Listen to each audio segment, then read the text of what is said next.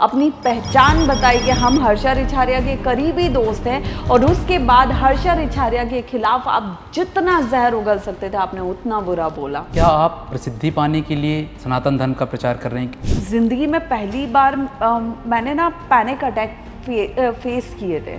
आपको लगता है कि महिलाओं को धार्मिक या राजनीतिक मंच में पुरुषों की तुलना में ज़्यादा संघर्ष करना पड़ रहा है अभी भी? तो हमें लगता है कि हाँ यार ये शकीला सही बोल रही है। आप एआई को कितना सुरक्षित मानती हैं जिस प्रकार आपका एक डीप फेक वीडियो वायरल हुआ सोशल मीडिया पे? एआई देखिए आज के टाइम में ना सोशल मीडिया और एआई एक बहुत ही खतरनाक हथियार है। अब डिपेंड करता है कि ये किसके हाथ में पड़ता है। अगर सही व्यक्ति इसे सही तरीके से इस्तेमाल करे तो ये बहुत सुरक्षित है, बहुत काम का है, बहुत यूज़फुल है। लेकिन अगर वही कुछ मतलब ऐसे लोगों के हाथ में पड़ता है जिनकी सोच सही नहीं है, जिनकी नीयत सही नहीं है, तो ये किसी की भी लाइफ सोशल मीडिया एआई के थ्रू ख़राब करने की भी ताकत रखते हैं। और ख़ास तौर पे इसका सबसे बड़ा, मैं ये नहीं कहती कि लड़कों के साथ गलत नहीं होता, जेंडर का इससे कोई लेना देना होता नहीं है। जितना फ़र्क लड़कियों को पड़ता है उतना ही एक अच्छे घर के सब भी लड़कों को भी फ़र्क पड़ता है उससे। लेकिन लड़कियों को फिर भी थोड़ा सा ज़्यादा फ़र्क पड़ता है क्योंकि उन्हें बहुत कुछ सोचना पड़ता है अपने घर परिवार का।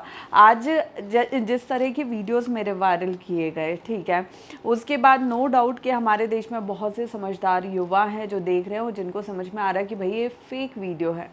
लेकिन फिर भी कुछ ऐसे भी लोग हैं जिन्होंने मुझे लाइक मैसेज किए, कमेंट्स किए, मेल किए, डीएम किए कि लाइक मैम हमने तो आपका ऐसा वीडियो देखा है और आपसे हमें इस तरह की उम्मीद नहीं थी।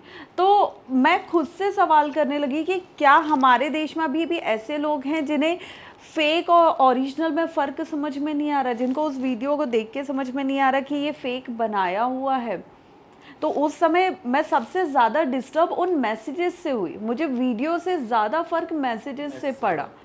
तो फिर मुझे फ़र्क पड़ा। फिर जब मैंने पहली बार देखा तो मुझे ये लगा कि भाई मेरे परिवार तक ये वीडियो कभी नहीं पहुंचना चाहिए। हर लड़की यही भगवान से विनती करती है कि ऐसी कोई चीज़ हमारे परिवार तक ना पहुंचे। भले ही हमें पता है, हमारे परिवार को पता है कि इसमें गलती हमारी नहीं है, लेकिन मुझे वो दिन याद है कि जिस दिन मेरे भाई तक वो मैसेज पहुंचा था और वो जो जिस कदर वो 24 घंटे के लिए डिस्टर्ब हो गया था, वो मेरे लिए ज़्यादा बड़ा ट्रॉमा था। वो मेरे लिए बहुत बड़ा ट्रॉमा था। उसके बाद मैं टूटी हूँ। तो ये बहुत ख़तरनाक चीज़ है और मुझे लगता है कि एआई, देखिए अगर गवर्नमेंट को ये लगता है ना कि एआई ज़रूरी है हमारे सिस्टम के लिए, हर चीज़ के लिए, तो मुझे लगता है कि एआई को ऑफिशियल कर देना चाहिए जिससे वो सही हाथों में रहे। जहाँ उसका उपयोग होना है वो वहाँ सही तरीके से उपयोग हो।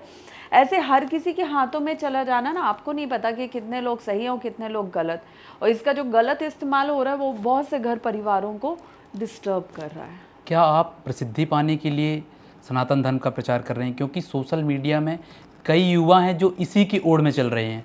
मुझे लगता है प्रसिद्धि मेरे पास पहले भी थी। मुझे याद है कि 2022 तक मैंने लाइक वो सोलो ट्रैवलर के तौर पे मेरा यूट्यूब चैनल भी था, मैंने वो भी किया। मैंने देश विदेश में अच्छा खासा नाम किया है, काम किया है। मैंने बहुत सारे बड़े बड़े शोज़ किया और एंकरिंग फील्ड में मैं 15 साल से थी। तो मैं अगर उसी में काम करती ना, तो अभी मेरे एक फ्रेंड का मैसेज भी आया था कि हर्षा आर यू श्योर कि तुम एंकरिंग छोड़ रही हो? मैंने कहा हाँ। कहता है यार जब बहुत अच्छा तुम्हारा टाइम चल रहा है, तुम बहुत अच्छा काम कर सकती हो, बड़े बड़े शोज़ तुम्हें मिल रहे हैं, आउट ऑफ इंडिया के ज़्यादा कर रही हो, तो इस वक्त तुम्हें नहीं छोड़ना चाहिए। मैंने कहा नहीं, मुझे जितना करना था ना मैंने कर लिया। अब मुझे लगता है कि धर्म से जुड़ने की मुझे ज़्यादा ज़रूरत है। देखिए जहाँ तक प्रसिद्धि की बात है ना, तो हर्षा जब कुंभ में गई थी तब तक हर्षा किसी भी मीडिया के सामने नहीं आई थी। हर्षा अपने एक रथ पे बैठी थी जहाँ पे गुरु आज्ञा से, गुरु आदेश से मैं बैठी जाके, जैसा उन्होंने बोला मैं वहाँ जाके बैठी। अब अगर मेरी तरफ कैमरा खुद चल के आ रहा है, मेरी तरफ यूट्यूबर्स, ब्लॉगर्स, इन्फ्लुएंसर्स खुद चल के आ रहे हैं, कुछ सवाल कर रहे हैं और मैंने उसका 2-4 लाइन में आंसर कर दिया, तो वो प्रसिद्धि उनकी दिलाई हुई है। मेरी वो तब होती जब मैं खुद मीडिया के पास जाती, जैसा कि कुछ लोगों ने किया भी, कि जब उन्होंने ये देखा कि भाई हर्षा तो बहुत ज़्यादा ऊपर जा रही है, तो वो अपने, मेरे कुछ जानकार वो अपने शहर से निकल के प्रयागराज की धरा पे गए, प्रयागराज में भी महाकुंभ में मीडिया सेंटर में वो गए, अपनी पहचान बताई कि हम हर्षा रिछारिया के करीबी दोस्त हैं, और उसके बाद हर्षा रिछारिया के खिलाफ आप जितना जहर उगल सकते थे आपने उतना बुरा बोला। ये होता है प्रसिद्धि पाना। मैं किसी के पास नहीं गई थी, मुझे जो भी दिया वो मेरे महादेव ने दिया है।